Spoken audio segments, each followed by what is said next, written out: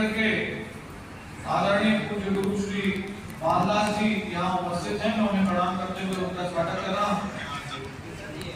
और रायपुर लोकसभा के यशस्वी सांसद, भारतीय जनता पार्टी के वरिष्ठ नेता आदरणीय सुनील सोनी जी भी यहाँ आज आपसे चर्चा करेंगे। तो मैं पहले उनका स्वागत करते हुए आदरणीय सुनील सोनी जी को निवेदन करता हूँ।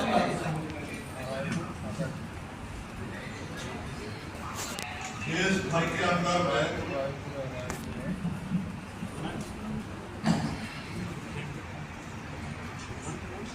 कांग्रेस अपनी दुर्गति को देख रही है। 2014-2019 कांग्रेस को अच्छे से मालूम है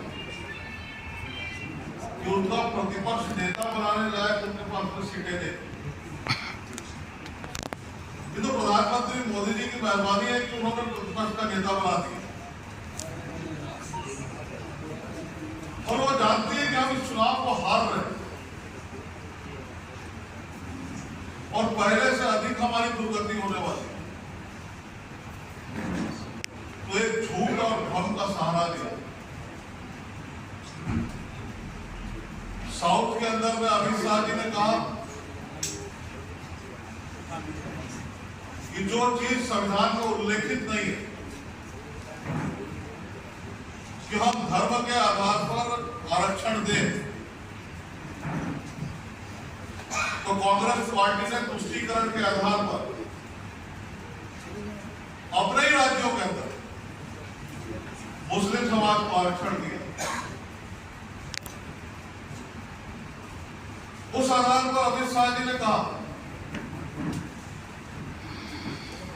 हमारी सरकार आएगी, हम जो संविधान में उल्लेखित नहीं है धर्म के आधार पर आरक्षण देना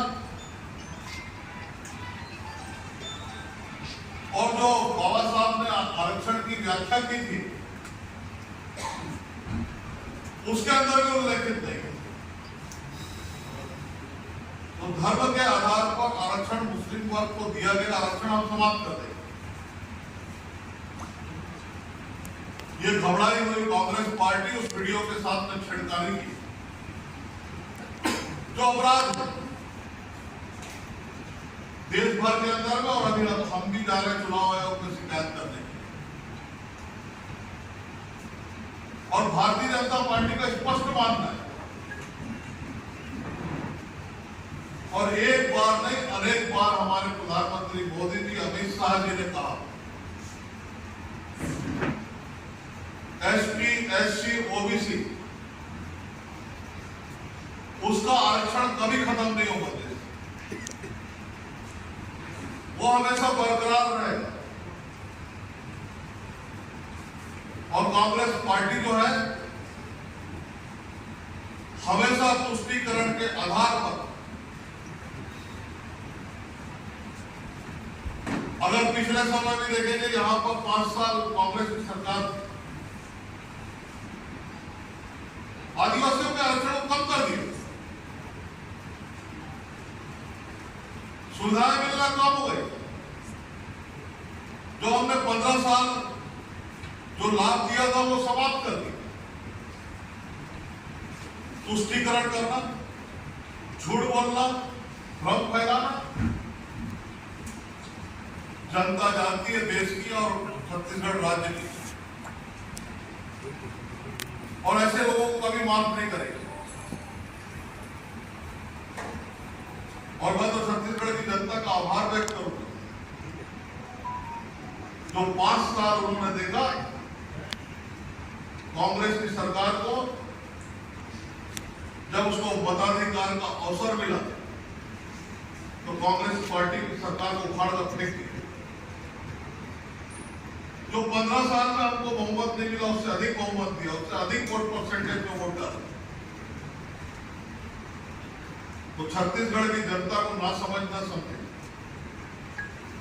ये भ्रम फैलाना, झूठ बोलना, वीडियो वायरल करना, इलेक्ट्रॉनिक मीडिया का दुरुपयोग करना, ये कांग्रेस बंद कर। ये हमारी साफ चेतावनी भी है और चुनाव आयोग से अभी हम निवेदन भी करेंगे। ऐसे जो लोग हैं जिन्होंने वायरल किया उसके ऊपर में कार्रवाई करे और उनको जेल के अंदर में भेजे। ये बात करने के लिए हम चुनाव आयोग अभी जाएंगे।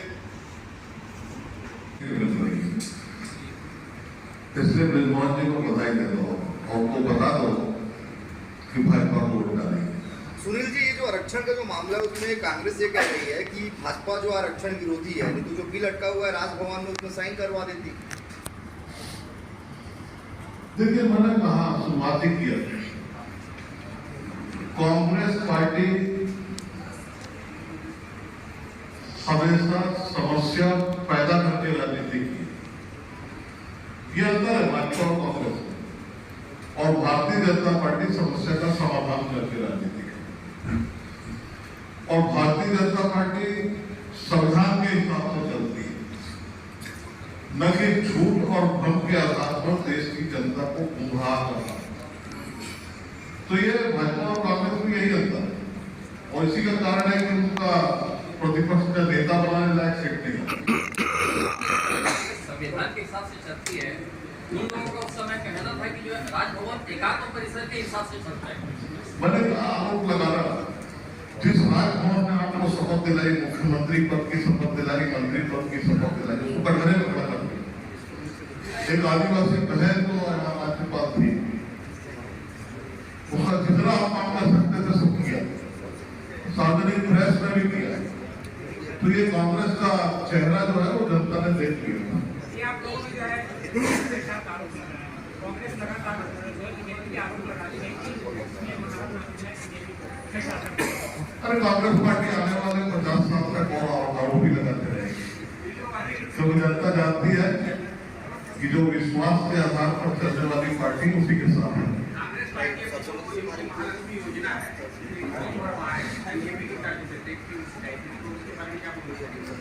देखिए, कांग्रेस पार्टी को मैं यही कहूँगा, एक लाइन का जवाब मेरा, इस गर्मी के महीने में लोग पसीना बहाकर लाइन लगाकर वोट देते हैं। ये लोकतंत्र का उत्सव है, होली का उत्सव नहीं है।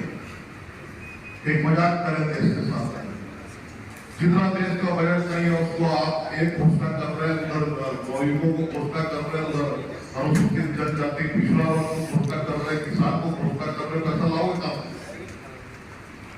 देश समझ गए। और मैं तो गाँव में पूछता हूँ कि ये कांग्रेस पार्टी बोले थे वो सच है का, वो बोले थे लबरा पार्टी, तो ये लोग समझ रहे हैं। सुनील जी,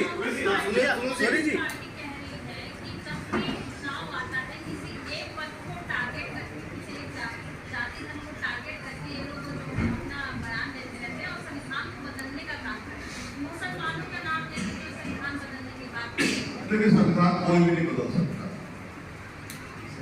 ये बाबा साहब के द्वारा रचित संविधान, इसको कोई नहीं बदल सकता। और रही बात एक फैसलों के आधार पर, तो कांग्रेस पार्टी चलती है उसकी तरह के आधार पर।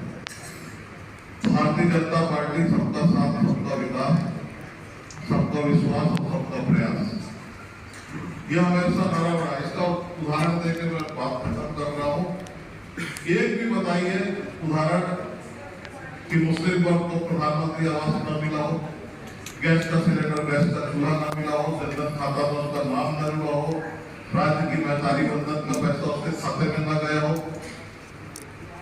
हमने किसी योजना पे किसी धर्म का नाम नहीं लिखा। हमने न्याय के साथ में अगर हम नारा देते तो उसको प्रमाणित करते हुए दिखाते हैं। हमने दो वर्गों में इस देश को कभी बांटने का कोशिश नहीं। सुनील जी, अभी राहुल गांधी बिलासपुर में सभा को संबोधित कर रहे हैं। अभी 2 मिनट पहले वो जब सभा में पहुंचे हैं तो मंच पे हाथ में संविधान की किताब लेकर पूरा भाषण दे रहे हैं और कह रहे हैं कि भारतीय जनता पार्टी के नेता इसे फाड़ कर फेंक देंगे। बार बार बोल रहे हैं इस बात को, फिर यहाँ आके भी बोल रहे हैं। सदन के अंदर में, लोकसभा के अंदर में जब देश के लिए बिल आते हैं तो उसको फाड़ देते हैं। वो क्या बात करेंगे राहुल जी? उनके सामने में फाड़ा गया। जब इस देश के अंदर में एक करने के लिए 370 धारा 370 हटाने की बात हुई, 35 से समाप्त करने की बात हुई, सीए कानून लागू करने की बात हुई, आपने उठाकर किनको फाड़ दिया। जो कृत्य आपने किया है वो जनता जानती है और ये कृत्य भारतीय जनता पार्टी नहीं कर सकती, ये जनता मानती है। जागीर सीट में बड़ा दिलचस्प मुकाबला है। समाज है उसका वहाँ बाहुल्य है और दोनों ही पार्टियों ने उसी समाज से प्रत्याशी दिए थे। शिव डहरिया कांग्रेस सरकार में मंत्री थे, विधानसभा चुनाव हारे, उन्होंने एक बयान उस समय दिया कि धर्म गुरुओं को राजनीति में नहीं आना चाहिए, चुनाव नहीं लड़ना चाहिए। अब शिव डहरिया वहाँ से चुनाव लड़ रहे हैं, क्या रिजल्ट चाहिए आप? रिजल्ट तो वही है जो आराम का रिजल्ट आया। आपको मालूम है शिव डहरिया जैसे बोला था कि बेटा बाप चुनाव लड़ रहे, तो बेटे से निपट रहे, पहले उसके बाद बाप से चुनाव लड़ने की बात करेंगे, तो बेटा ही निपटा दिया ना उसको।